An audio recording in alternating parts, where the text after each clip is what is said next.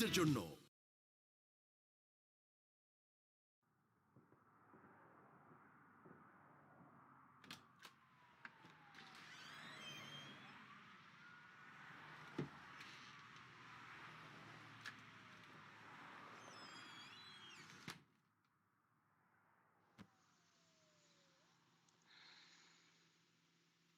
You pick me up when I feel down.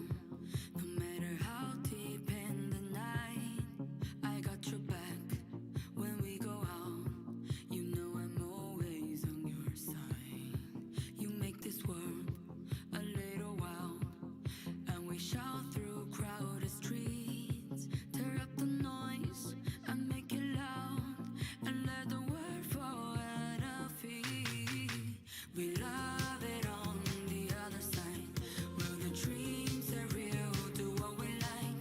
Let them point and laugh at who we are. Was you and me here dancing from the start?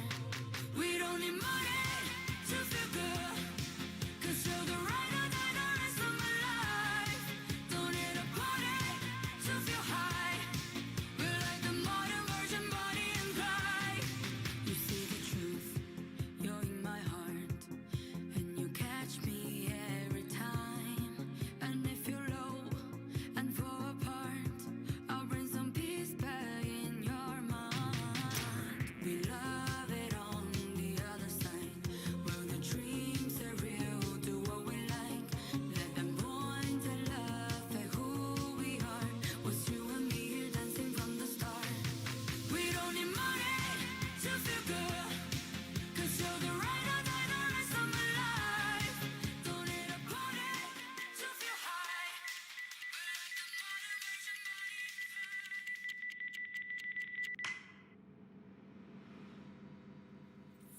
Money to feel good, 'cause you're the ride or die, the rest of my life. Don't need a party to feel high. We're like the modern version, Bonnie and Clyde.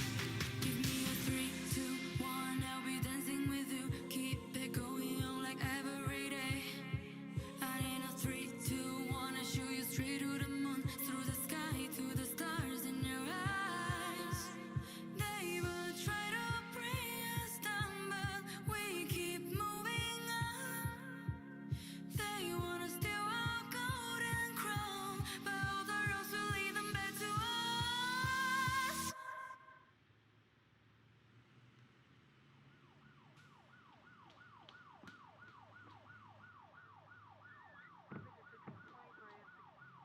We don't need money to feel good, 'cause you're the ride or die, the rest of my life. Don't need a party to feel high. We're like the modern version, Bonnie and Clyde. We don't need money to feel good, 'cause you're the ride or die, the rest of my life. Don't need a party to feel high. We're like the modern version, Bonnie and Clyde.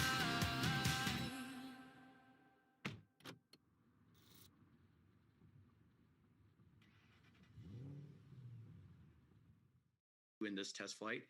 The first was to test a new set of digital controllers that we have for the pilots, give them tighter steering. It worked flawlessly. It went really as it curved just straight up into space in a beautiful flight. Second thing we were doing was to ensure that we had the electromagnetic interference issue that had delayed us from earlier in the year. And all the work that we had done on that completely eliminated that problem for us.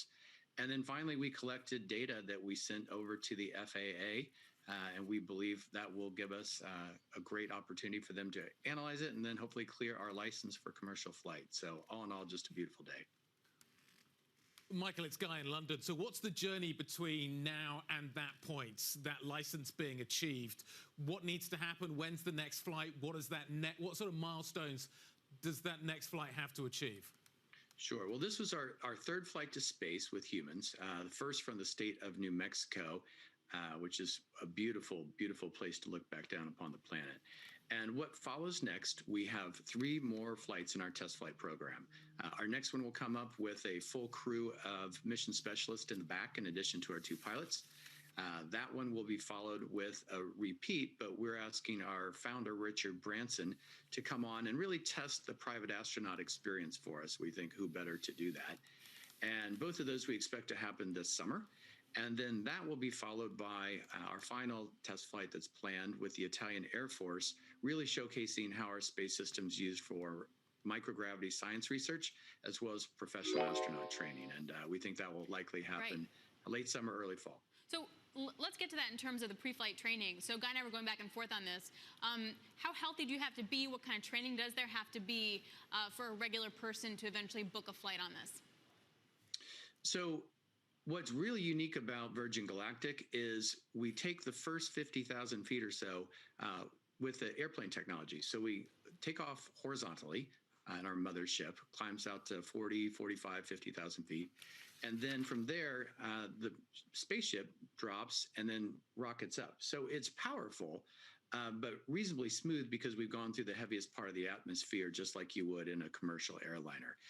It's really important to stay fit in general, but it's not something that needs unique, years and years of training. So we recommend people stay flexible because they want to be moving around in a weightless environment and kind of looking out all the windows. But generally, we think as long as people are taking care of themselves, lots and lots and lots of people will be able to go with us. Okay, so not much training. Alex was concerned that I was getting a little bit old. Maybe, I was worried. Maybe it's something I should think about. Let's talk about price.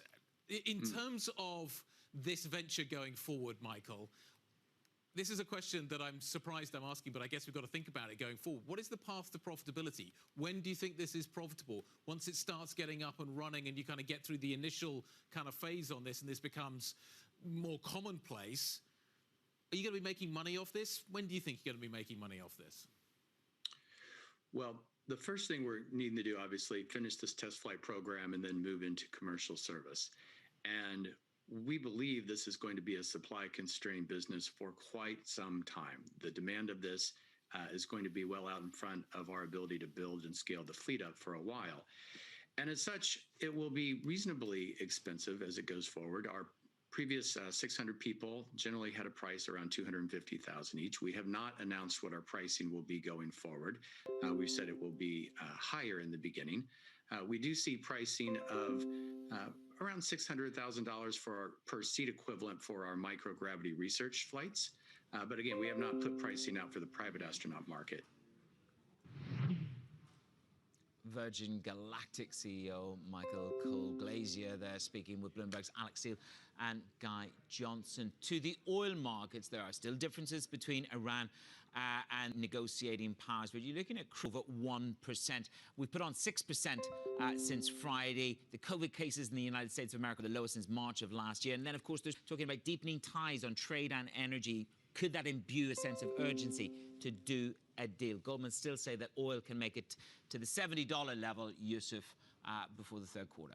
Absolutely. Let's also talk about some lines coming through from Abu Dhabi. This is according to sources familiar with the matter. We understand that the global books are open for a 7-year benchmark sovereign bond with a fixed plus 70 to 75 over treasuries in terms of